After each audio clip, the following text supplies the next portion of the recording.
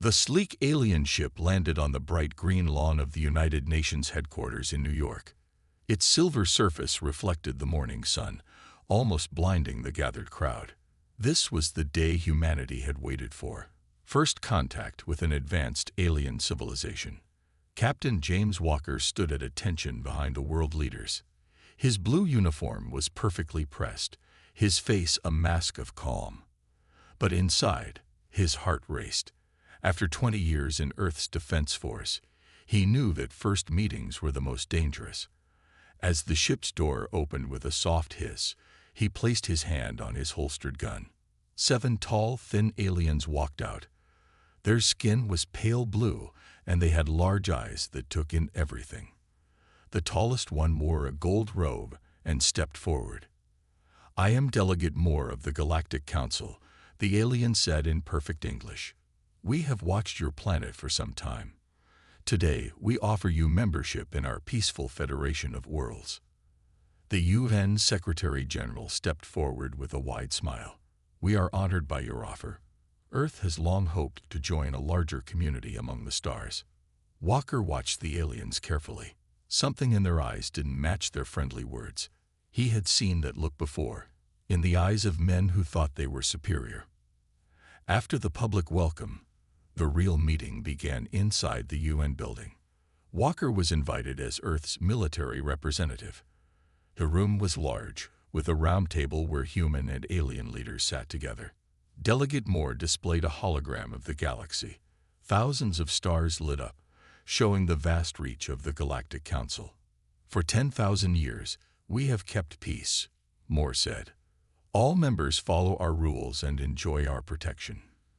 To join us, Earth must meet certain conditions." Walker did not like the pause before conditions. He sat up straighter as Moore continued. "First, Earth must reduce its military by 90%. No single planet needs so many weapons." The Secretary-General frowned. "That's a significant reduction, but we could discuss a gradual." "Second," Moore interrupted, "Earth will have colonial status for 200 years. During this time, you will learn our ways before full membership is granted." Colonial status. Walker couldn't stay silent any longer. "That means we have no vote in council matters." Moore's large eyes turned to Walker. "Correct. You would be under the guidance of a more advanced race, for your own good. The Proxima Centauri system would serve as your mentors." Walker had studied the data from Earth's deep space probes. The same Proxima Centauri whose 3 planets all mine resources for council worlds. Those mentors. A thin smile appeared on Moore's face. "You are well informed, Captain." "Yes, they have found their place in our economy." "You mean as your servants," Walker said flatly. The room grew tense. The Secretary-General shot Walker a warning look. "Captain Walker," Moore said, "humanity is young and aggressive. Your history is filled with war.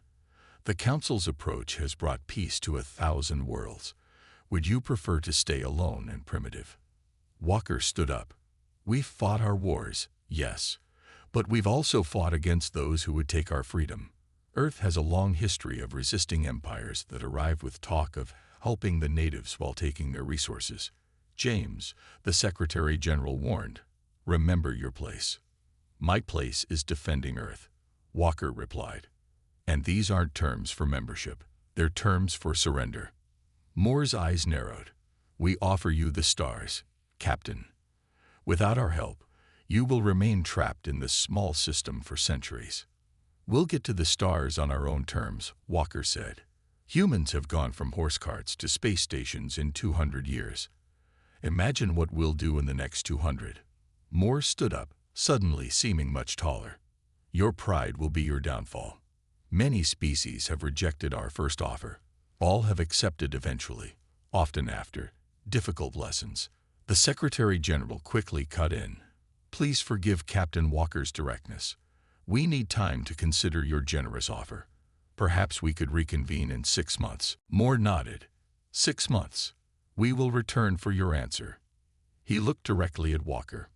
"Consider carefully, humans. The galaxy can be welcoming, or very hostile." After the aliens left, Walker was called to the Secretary General's office. "You may have just ruined our first contact, Captain," the Secretary General said angrily. "With respect, sir, you heard their terms. They want to strip our defenses and control our resources. That's not an alliance. It's a takeover." Walker's secure phone buzzed. He answered, listened, and his face darkened. "What is it?" asked the Secretary General. Walker showed him the video from a military satellite. It showed a human research ship near Jupiter, suddenly exploding as a larger alien vessel fired upon it. The time-stamp showed it happened during their meeting. "They were sending a message," Walker said quietly. "Submit or be destroyed." The Secretary General sank into his chair. "God help us. What do we do now? We can't fight a galactic power."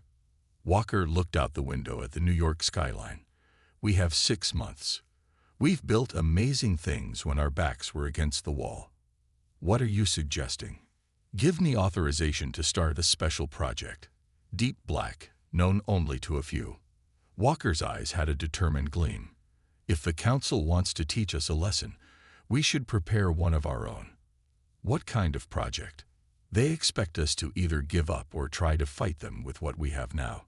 They don't understand humans, sir. When cornered, we don't just fight harder. We change the rules." Walker leaned forward. "I need the best minds on the planet. Engineers, physicists, strategists, and I need them yesterday." The Secretary General stared at the replay of the destroyed ship. After a long moment, he nodded slowly. "You have 6 months, Captain Walker, but this stays completely secret.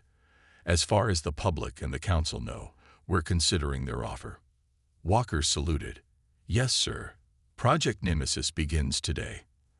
As he left the office, Walker's mind was already racing with plans. The Galactic Council thought they had humanity cornered. They were about to learn why that was a dangerous mistake. 3 days after the aliens left, Captain James Walker stood in a massive underground facility beneath the Pacific Ocean.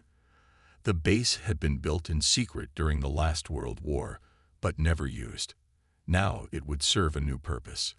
"Welcome to your new home," Walker said to the group of 50 people who had just arrived. They were the best minds on Earth: engineers, soldiers, computer experts, and scientists. "For the next 6 months, we have one job: build something that can stand up to the Galactic Council." Dr. Eleanor Reed raised her hand. She was a small woman with short brown hair and intense eyes. "Captain, I studied the video of their ships. Their technology is centuries ahead of ours. How can we possibly catch up in 6 months?" Walker walked to a large metal container in the center of the room. "Because we have this." He pressed his hand to the scanner, and the container opened with a hiss. Inside was a twisted piece of metal with strange writing on it. 10 years ago, a small alien scout ship crashed in the Arctic. We kept it secret and studied it.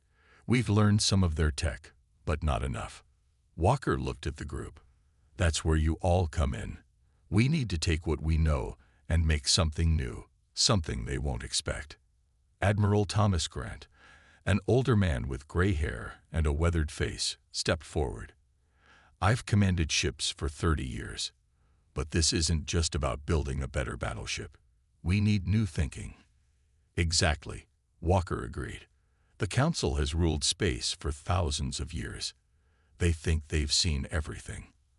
Our advantage is that we're unpredictable." Over the next weeks, the team worked day and night. The facility became a hive of activity, with different groups tackling different problems. Dr. Reed led the engine team. She studied the alien metal for days, barely sleeping. One morning, Walker found her staring at a cup of coffee, eyes wide with excitement. "I've got it," she said, pulling him to her computer.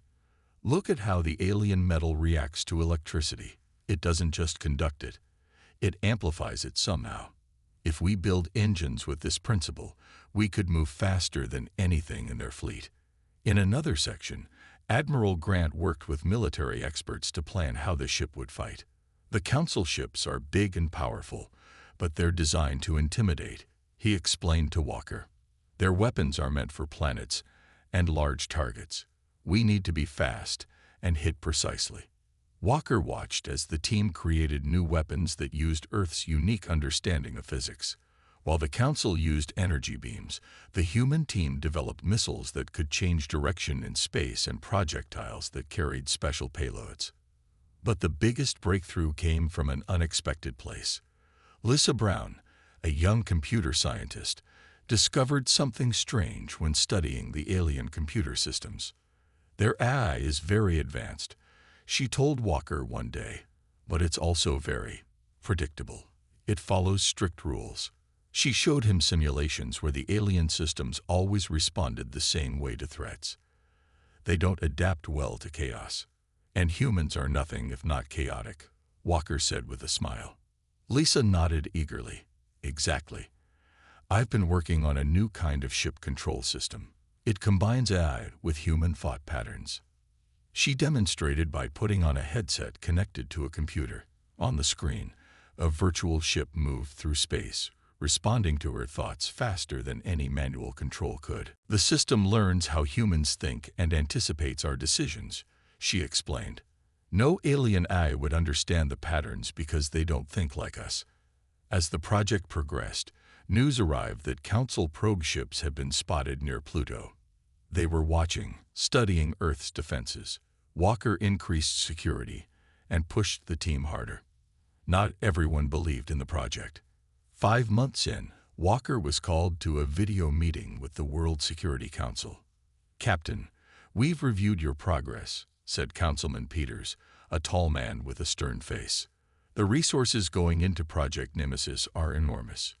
Many believe we should negotiate with the Council instead." "Negotiate from weakness?"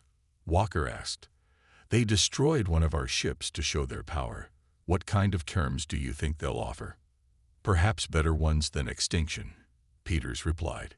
"If we resist and fail, they might decide humanity is too dangerous to exist." Walker leaned forward. "Throughout history, freedom has required risk. If we surrender without trying, we don't deserve to reach the stars." The meeting ended without resolution, but Walker was allowed to continue. In the final month, the ship began to take shape. It was smaller than the alien vessels but packed with technology that combined human innovation with reverse-engineered alien systems. The outer hull was painted midnight black, absorbing light rather than reflecting it. Inside, the command center featured the neural interface system that Lisa had developed. Dr. Reed's engines were installed, capable of speeds that would have been considered impossible a year ago. Admiral Grant's weapons systems were hidden within the hull, invisible until needed. Walker stood before the completed ship the day before the Council's return. The crew of 100 had been chosen from the best pilots and soldiers on Earth. "Tomorrow," he told them, "the Council comes back expecting our surrender. They think humans are just another species to add to their collection." He placed his hand on the ship's cool metal surface. "This ship is called Nemesis. In ancient Earth stories, Nemesis was the force that punished those who showed arrogance before the gods." Dr. Reed stepped forward. "Captain, the neural systems are fully online. We've tested everything twice. She's ready." Walker nodded. "Then let's make sure we are too. Tomorrow, we show the galaxy what happens when you corner humanity." As the crew prepared for their positions, Walker took a moment alone in the ship's bridge. Through the viewport, he could see Earth's oceans above the underwater base. Somewhere up there, the most powerful alien force in the galaxy was about to arrive, expecting submission. "Not today," he whispered to himself. "Not ever." The sky above New York filled with massive ships. 50 of them, each larger than the biggest human aircraft carrier, moved slowly into position. Their silver hulls reflected the sunlight, making them shine like new coins in the blue sky. People in the streets below pointed and stared. Some ran in fear, while others took pictures with their phones. No one had seen anything like it. In the United Nations building, the Secretary General waited with world leaders. Captain James Walker stood nearby, dressed in his formal uniform. His face showed nothing, but inside, his heart raced. "Remember, Walker whispered to the Secretary General, "Keep them talking as long as possible. We need time." A beam of light appeared in the center of the room.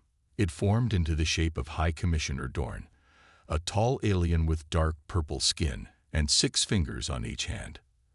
As the leader of the council delegation, he outranked Delegate Moore, who had visited 6 months earlier. "Greetings," Dorn said, his voice deep and smooth. "I trust you have considered our generous offer of membership." The Secretary General stepped forward. "High Commissioner, welcome back to Earth. We have indeed given your proposal much thought, but we have some questions before we can proceed." Dorn's yellow eyes narrowed slightly. "Questions?" The terms were quite clear. "Clear, yes, but there are details to discuss. For example, the reduction of our military forces. Would this include our research vessels? Many have scientific purposes. All vessels with any military capability must be dismantled," Dorn said flatly. "This is non-negotiable." The meeting continued this way for an hour. The Earth representatives asked careful questions while Dorn grew more impatient. Walker watched, saying nothing, waiting for the right moment. Finally, Dorn raised his hand to stop the discussion. "Enough delays. Your questions suggest resistance to our terms. This is unwise." He touched a device on his wrist, and a hologram appeared, showing the Council fleet positioned around Earth. "Perhaps you need to understand your situation more clearly," Dorn said. "Your planet is surrounded. You have no defenses capable of resisting even one of our ships. I ask one final time. Do you accept the Council's protection and guidance?" Walker stepped forward. "Before we answer, High Commissioner, we'd like to show you something Earth has developed recently." Dorn looked annoyed. "Some primitive technology will not change your circumstances, Captain." Walker smiled slightly and touched his own wrist device. "Maybe not, but we think you'll find this interesting." Beneath the Pacific Ocean, the hidden base opened its massive underwater doors. The Nemesis rose slowly through the water, its black hull absorbing rather than reflecting light. As it broke the surface, water cascaded off its sleek form. It was smaller than the Council ships, only about 1/3 their size, but its design was unlike anything humans had built before. The ship rose into the air without any visible engines, silent and graceful. It moved toward New York at incredible speed, arriving within minutes. It hovered directly between the UN building and the largest Council ship.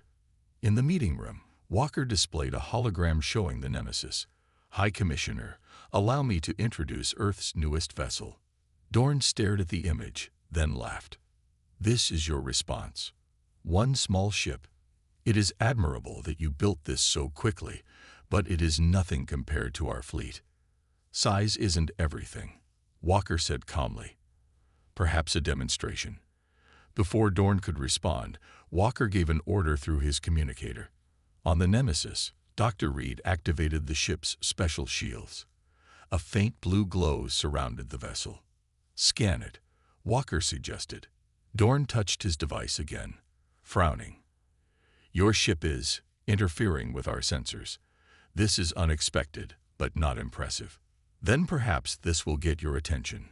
Walker nodded to Admiral Grant, who was commanding the Nemesis. The black ship moved suddenly, faster than any Council vessel could track. It positioned itself beside one of the smallest Council ships and fired a precision beam. The beam struck the Council ship's engine section. There was no explosion, no destruction. But the Council ship's lights flickered and went dark. It began to drift, powerless. Dorn's yellow eyes widened in shock. "Impossible. How did you disable one of our ships?" "That was a warning shot," Walker explained. "We could have destroyed it, but that's not our goal." The Secretary General stepped forward again. "High Commissioner, Earth wishes to join the Galactic Council. But we will join as equals, not as servants. We propose new terms." Dorn's shocked expression hardened into anger. "You dare to dictate terms to the Council? One lucky shot does not change the balance of power. We have 50 ships. You have one." Walker smiled.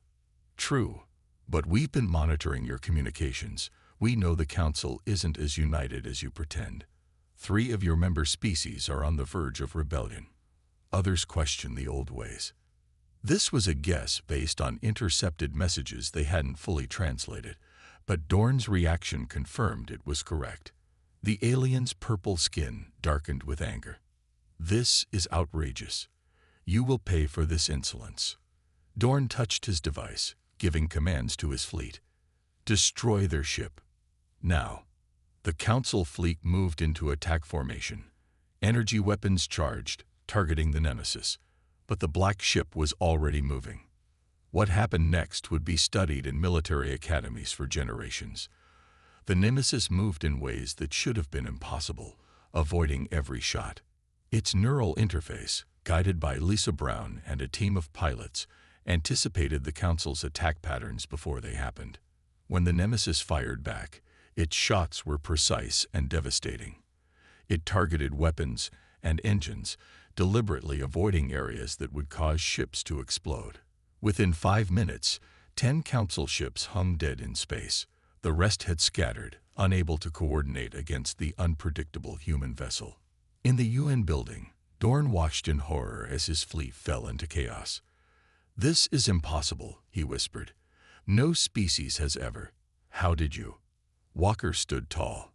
"Humanity has a saying, High Commissioner. Don't back something into a corner unless you're certain it can't fight back. You threatened our freedom, so we did what humans have always done. We innovated." The Secretary General placed a data tablet on the table. "Our terms are simple. Earth joins the Council as a full member immediately. We maintain our military for self-defense, and the Council opens its technology to all member species equally." Dorn stared at the tablet, then at the hologram showing more of his ships being disabled by the Nemesis. For the first time in his long life, a High Commissioner of the Galactic Council faced something he had never expected to encounter. Defeat. News travels fast, even in the vastness of space.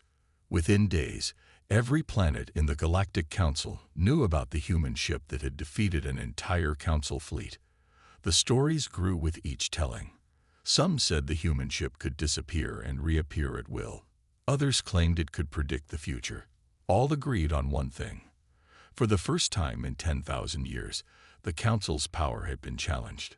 Captain James Walker stood on the bridge of the Nemesis, looking at the stars through the main viewport. The ship was orbiting Earth, a silent guardian. Dr. Reed worked at a console nearby, analyzing data from their battle. "We've become famous overnight," she said, showing Walker a translation of messages they had intercepted. "Every oppressed species in the galaxy is talking about us." Walker frowned. "Fame can be dangerous. The Council won't take this humiliation lightly." Admiral Grant entered the bridge. "You're right about that. Our long-range scanners show massive fleet movements. The Council is calling ships from all sectors. They're preparing for war," Walker said quietly. Back on Earth, the Secretary General called an emergency meeting. Representatives from all nations gathered to discuss the situation. "The Council has withdrawn for now," the Secretary General explained. "But our victory may have only bought us time. We have reports that the Council is divided on how to respond." Walker, attending via secure video link, added, "Our intelligence suggests 3 main factions have formed.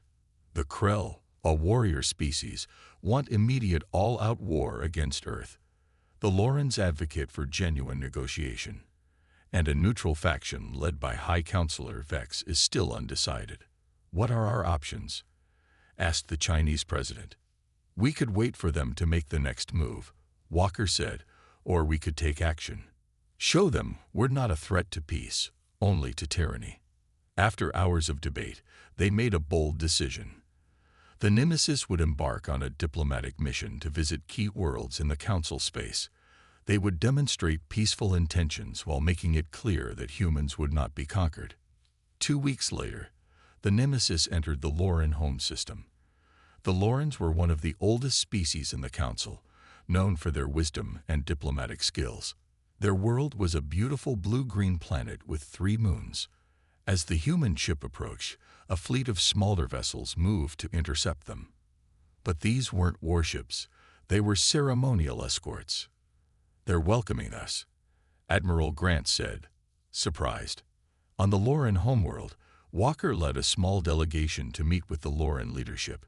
The aliens were tall and slender with golden skin that seemed to glow from within. Their leader, Ambassador Teal, greeted the humans warmly. "Your arrival has created quite a stir throughout the galaxy," Teal said as they walked through a garden of strange, glowing plants. "Many species remember when they too were forced to accept colonial status. Your resistance has given them hope." "We didn't come to cause trouble," Walker explained.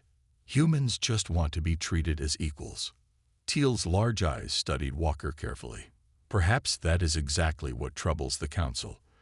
For too long, they have maintained power by keeping advanced technology in the hands of a few. Your ship, this Nemesis, suggests humans might advance too quickly to control." Dr. Reed, who had joined the delegation, shared some of Earth's cultural achievements, art, music, and literature. Using a device she had created, she allowed the Lorans to experience human emotions directly. Many were moved to tears by Earth music.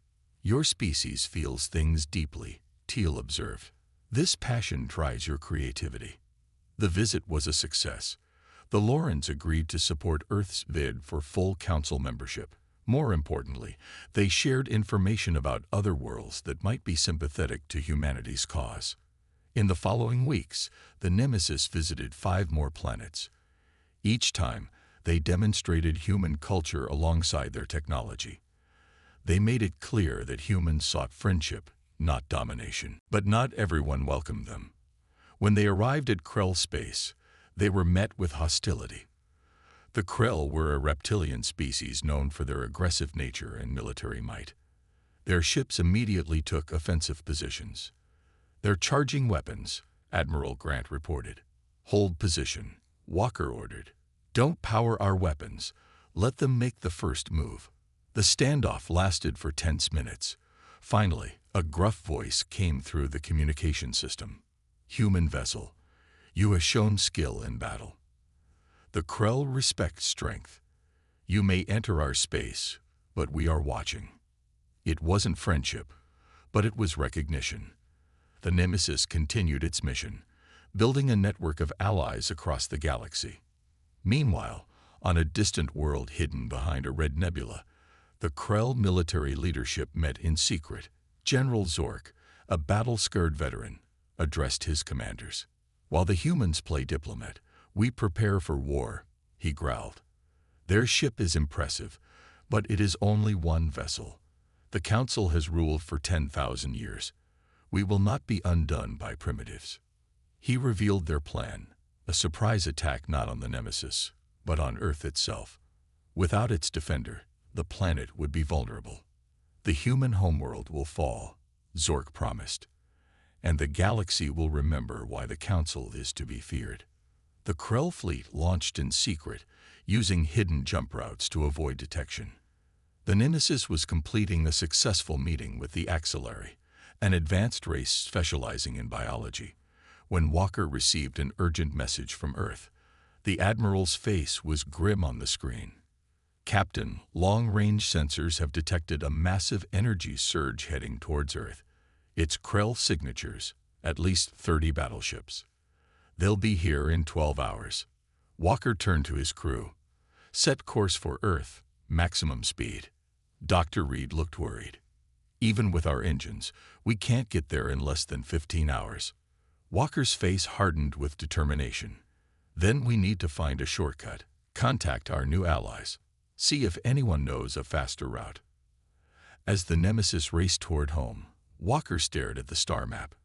Earth was about to face the full might of the Krell fleet without its defender. Millions could die. "I should never have left," he whispered. Dr. Reed put her hand on his shoulder. "We needed to make allies. And we did. Will they stand with us when it matters?" Walker wondered aloud. The answer would determine the fate of humanity. The Nemesis raced through space, pushing its engines beyond their limits. Captain Walker paced the bridge, checking the time constantly. They were still 3 hours away from Earth. The Krell fleet would arrive in less than one. "We need to warn Earth," Walker said. "Admiral Grant, can you reach our defense command?" The Admiral shook his head.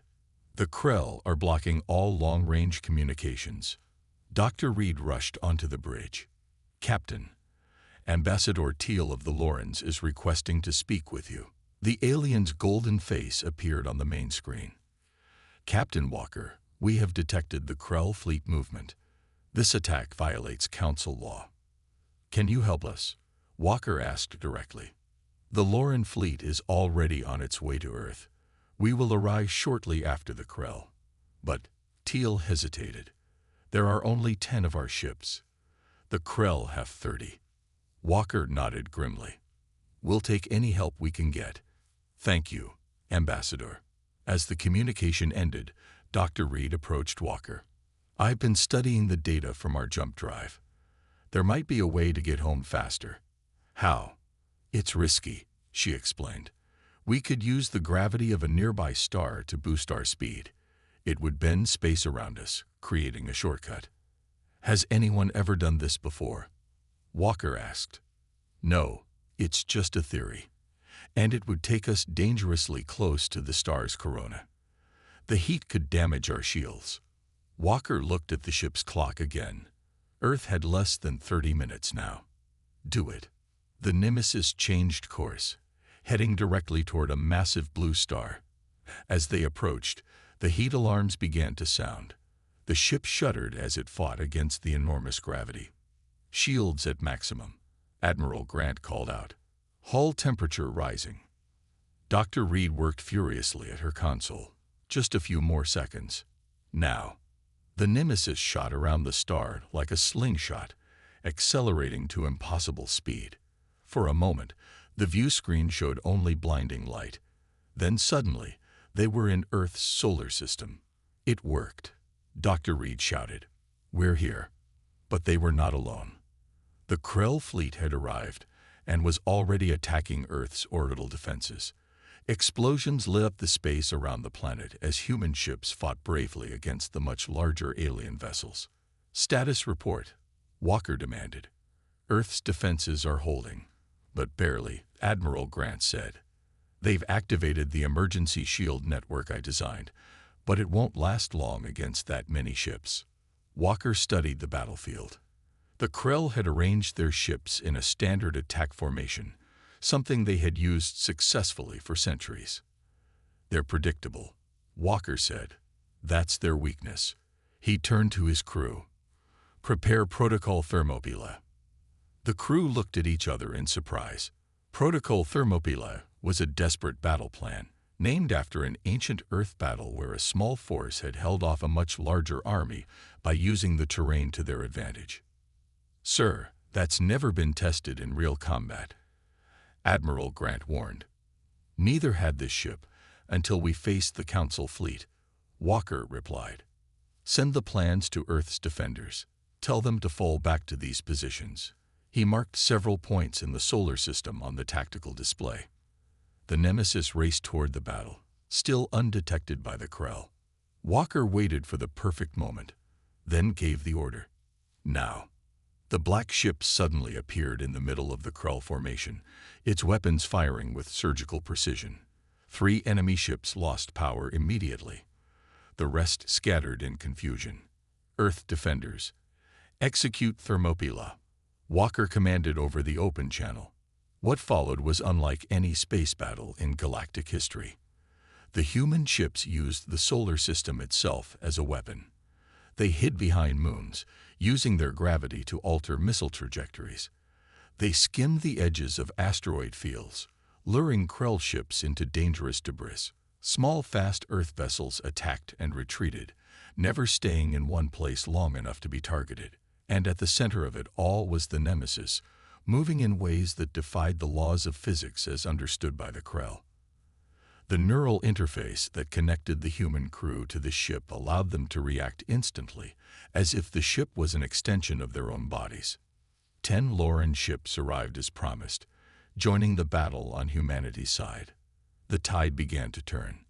General Zork, commanding the Krell fleet from his massive flagship, watched in growing rage as his carefully planned attack fell apart. "Impossible," he roared. "They are just primitives."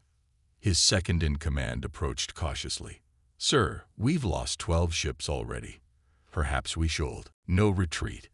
Zork slammed his fist on the command console. "Target their leader. All remaining ships, focus fire on the Nemesis." 20 Krell battleships turned their weapons toward the human vessel. Even with its advanced technology, the Nemesis couldn't withstand such concentrated firepower. "Shields failing," Admiral Grant reported as the ship shook violently. "We can't take much more of this." Walker made a decision that would be remembered throughout the galaxy for centuries. "Set course for the Krell flagship. Maximum speed." "Sir," Dr. Reed looked up in shock. "That's a suicide run." "Not quite," Walker said. "Remember that neural interface system you developed, the one that lets us share our thoughts with the ship?" Dr. Reed nodded slowly, beginning to understand. "Can you modify it to work in reverse, to broadcast our thoughts to their ships?" Her eyes widened. "You want to show them how we think, our emotions?" "Exactly. The Krell have never understood humans. Let's change that." As the Nemesis charged toward the Krell flagship, Dr. Reed worked frantically to modify the neural system. The ship's shields were nearly gone. Alarms blared throughout the vessel. "Ready," she called out finally. "All crew, connect to the interface," Walker ordered. "Share everything, our determination, our hope, our willingness to die for freedom. Let them feel what it means to be human." The Nemesis, trailing fire and debris, crashed through the Krell defense screen and came alongside the flagship. Instead of firing weapons, it broadcast a signal unlike anything the galaxy had ever experienced, the raw emotional essence of humanity. On the Krell ships, alien minds suddenly experienced the full force of human emotions. They felt the courage that had driven humans to face impossible odds throughout their history. They understood, for the first time, why this species could never be conquered, because humans would always choose death over submission. The effect was immediate. The Krell fleet stopped firing. Several ships powered down completely as their crews struggled to process the emotional onslaught. In the silence that followed, a new ship arrived, larger than any in the battle. It bore the insignia of High Counselor Vex, the oldest and wisest member of the Galactic Council. "This conflict ends now," Vex's voice came through on all communication channels. "The Krell attack was unauthorized and illegal under Council law." General Zork's broken voice responded, "High Counselor, these humans, they are not like any species we have encountered."